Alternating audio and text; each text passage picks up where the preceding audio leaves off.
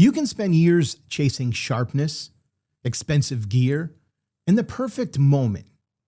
But what if I told you the most important lessons in photography have nothing to do with any of that?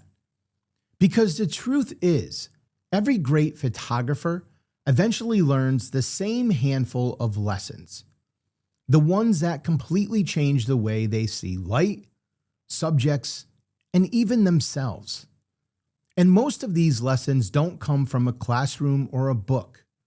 They come from mistakes, missed shots, and the quiet moments in between. If I could go back and give my younger self a handful of timeless advice, the kind that would have saved years of frustration and helped me truly grow as a photographer, these would be the ones. So in this video, I'm sharing the 5 best pieces of advice every photographer should know. Not just to take better photos, but to become the kind of photographer who truly sees. Trapped inside the mind of a dreamer, losing sight of all the visions in my head. Hey everyone, I'm Jeff from Magnolia Photography SC, professional wildlife photographer living in Charleston, South Carolina. If you're new to the channel, I want to welcome you in. And if you're returning to the channel, I want to welcome you back. So let's talk about some of the 5 best pieces of photography advice that I think everyone should know. Number 1, don't compare yourself to anyone else but you. A common trap that many photographers fall into, and something I talk a lot about on this channel.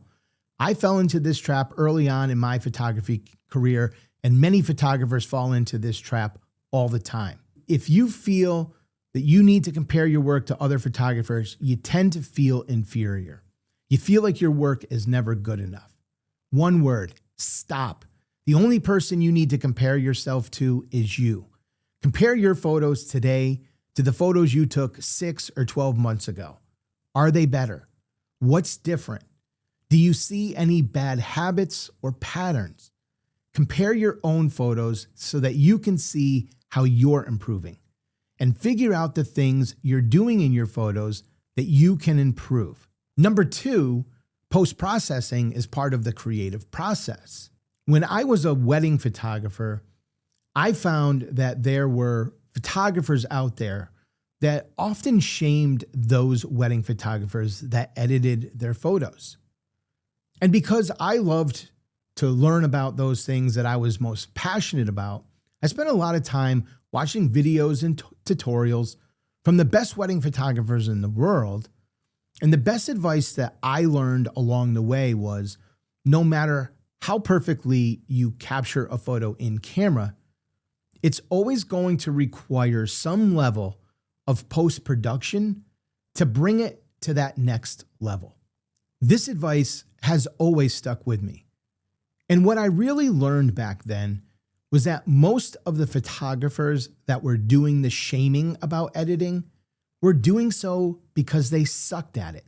It was kind of like the wedding photographers that were always saying, I will only photograph a wedding using natural light. They would never use flash. But you know why they never used flash? Because they didn't know how to use it. They didn't know how to use it and make it look natural. But when photographing a wedding, it's an absolute must to use flash. There are absolutely times you have to. And I don't care what genre of photography you're talking about, editing is part of the creative process. Number 3, photography is about connection, not perfection. Whether you're photographing a bald eagle and an osprey fighting over a fish, or capturing a moment between a bride and groom, or photographing a newborn baby, great photography comes from a photographer's ability to capture that moment so that it forms some sort of emotional connection with the viewer. It's not about having a technically perfect image, the perfect shutter speed, the perfect aperture, the perfect lighting, the perfect composition. Do you know how many technically perfect images find their way to the trash bin because they are boring and lifeless? If you can bring an emotional value, an emotional connection to your images, your photos will stand out above everyone else's. Number 4, never underestimate the power of simplicity. One of the biggest mistakes photographers make, especially newer and intermediate photographers, is trying to include too many details in a single photograph. When I first began photography, I was given a mental checklist of what should be included with each picture I captured. Every photo should have one clear subject and only one. Anything included in the frame of that photo should serve to enhance that subject, and if it doesn't, then you need to exclude it, no matter how painful it is.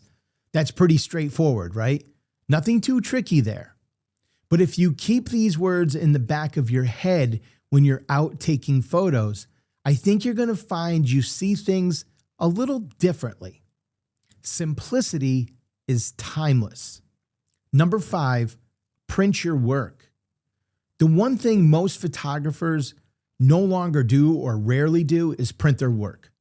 We have become so accustomed to working with and viewing our images digitally that most of us rarely, if ever, print our photos. It's truly unbelievable how seeing your photos in a physical form changes how you see and appreciate them. There have been photos that I loved on the computer and hated when I printed, and vice versa. I'm not saying you need to print every photo or print every photo in a super large print, but from time to time, pick 10 of your favorite images and print them off in an 8x10. Use it as an exercise to see and evaluate your photos in a different way. You may even want to share them with friends and family and seek out, their opinions to specific questions you may have.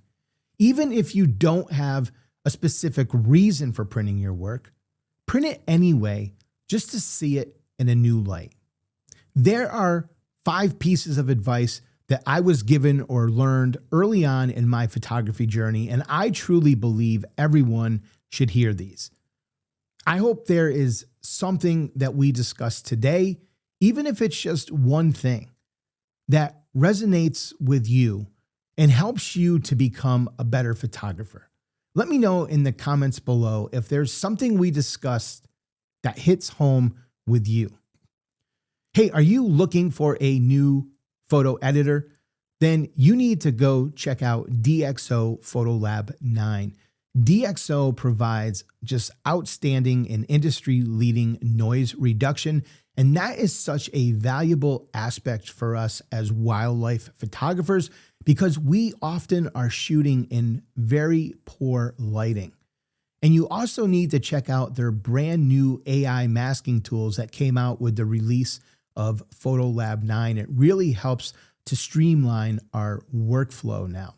So really head on over and check it out. I have a link in the show notes below so you can head on over there and check this out for yourself firsthand. If you decide you want to purchase it, don't forget to use my special discount code at the time of checkout. Just enter the code Magnolia and it will save you 15% off on your purchase.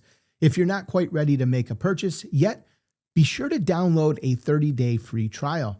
You'll be able to use the program, all of the features inside of it, absolutely free for a full 30 days. And that's fantastic so that you can try out every single aspect of the software. Hey, if you are worried about maybe learning the program, you're concerned about the learning curve of learning a whole new program, well, head on over to my store, magnoliaphotographysc.com/store, where you can check out my DxO Photolab 9 Masterclass.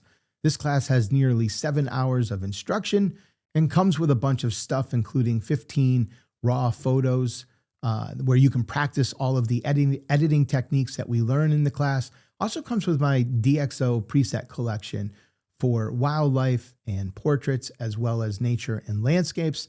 And I teach you how to customize your workflow so that you can create a step-by-step editing process, which is going to help you to create a consistent workflow for creating professional looking results. Hey, thank you so much for stopping by and joining me for today's show. I truly appreciate it. But before you go, you might want to check out this next video right here.